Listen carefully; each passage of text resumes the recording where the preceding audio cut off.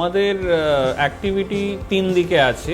একটা হলো research and development, একটা হলো প্রোডাক্ট তৈরি করে ইন্ডাস্ট্রিকে দেওয়া, আরেকটা হলো ইন্ডাস্ট্রিকে কনসালটেন্সি দেওয়া। ঠিক আছে, তো এই তিন দিকেই আমি ফর এক্সাম্পল একটা বলছি যে একটা R&D করে যেটা আমরা কনসালটেন্সি করলাম, যেটা হচ্ছে AI drone, autonomous drone use করে ক্রপ ডিজিজ ডিটেকশন।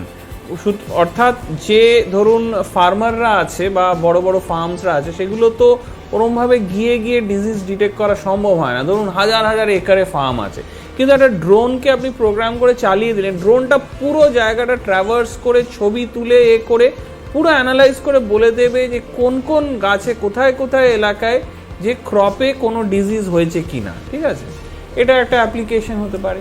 আরেকটা অ্যাপ্লিকেশন হতে পারে ধরুন পেস্টিসাইড স্প্রে করা, বড় বড় ফার্মে পেস্টিসাইড বা ফার্টিলাইজার স্প্রে করে সে ড্রোনটা আবার জায়গা মতো চলে এলো।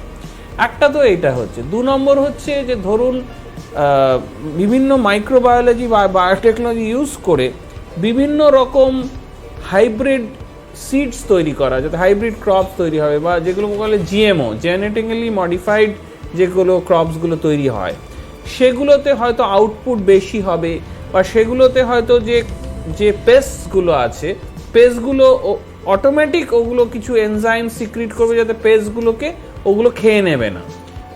এটা